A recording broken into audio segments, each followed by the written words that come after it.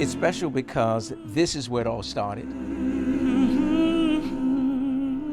At Brunswick High, Kind of wonder what was the enrollment at this time, too. learning isn't just relegated to the classroom or computer. Can't imagine some of the obstacles as well as challenges that they may have faced. Dr. Ron Thornhill, principal of the school, This is the class of 64 yearbook. believes one keepsake I'm gonna see if I can find Jones.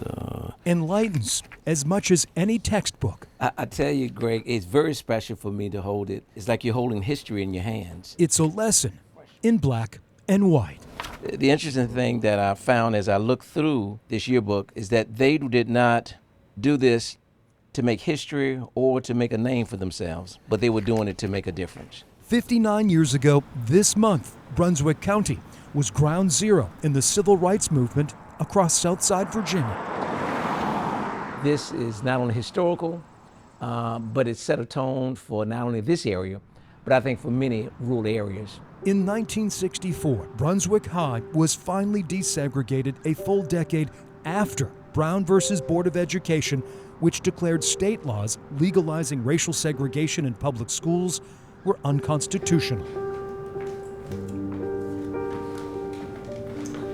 I'm Florence Stith Jackson, class of 1966, Brunswick High School, Lawrenceville, Virginia.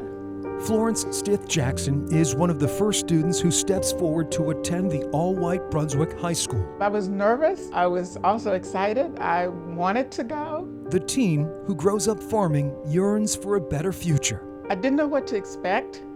We couldn't ride the buses with the white children on the first year. Florence and a handful of other African American students who break the color barrier at the school are labeled the Brunswick 15. Usually you were the only black kid in the class. They face name-calling and the cold shoulder from many students, including one teen who Florence considered a friend. But then when I got to the high school, he didn't know me. And it hurt. It hurt tremendously because he wouldn't speak to me, he wouldn't recognize me, and I didn't understand. My name is Marvin Jones Sr., class of 1966, Brunswick High School. Before enrolling at Brunswick, Marvin Jones Sr. attends class at inferior schools. We did not have any indoor plumbing. We did not have any central heat. We did not have a cafeteria. We did not have a library.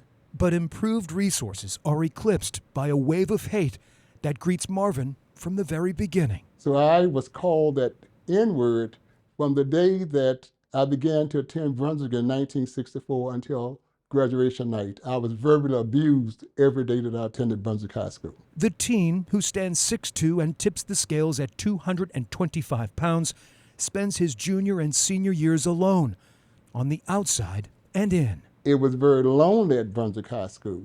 It was the loneliest 2 years I've ever spent in my life. I cried inside many days at Brunswick High School. While some of the 15 consider dropping out, Florence Stith Jackson endures the pain.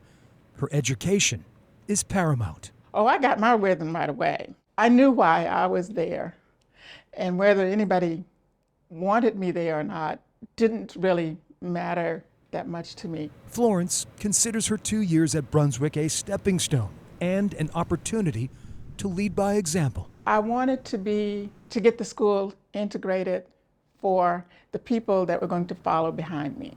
My nieces, my nephews, my neighbors, my friends. I never had a pleasant day at Brunswick High School. Marvin Jones Sr. does not mince words. When I left Brunswick High School, I was a broken man. But 37 years after graduation, Marvin takes a step towards healing. I'm Paul Fleshhood, class of 66, Brunswick High School. In 2003, Marvin writes stories detailing his nightmarish experience and sends them to former classmates. This is a letter that Marvin wrote me. Paul Fleshhood was on the receiving end of one of Marvin's missives. I felt guilty, and it just wasn't right. All these years later, Paul is making amends. My daddy used to say, never kick a man when he's down. He He never said what color the man should be. You just don't do that. Since writing the letter, Marvin and Paul's friendship has been blossoming. It's great. It's affected my whole life and my whole outlook on life. I saw something different about Paul. I thought that he would at least answer my letter, which he did immediately, and he and I went out to lunch, and the rest is history. This chapter in Virginia history has gone largely unnoticed till now.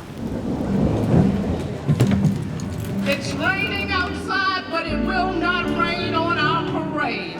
This week, county leaders welcomed the Brunswick 15 back to school. September the 9th, 1964. At this homecoming, no name calling, no hatred, George Walker, India Walker. just a celebration of bravery and courage, 59 years in the making. It's amazing. I never thought this day would happen. This is our story.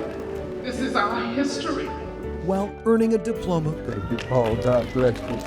God bless you. these graduates endured unimaginable hardships. Barbara Evans, Sandra Goldman. 6 decades later, it is these seniors who are teaching a lesson in perseverance.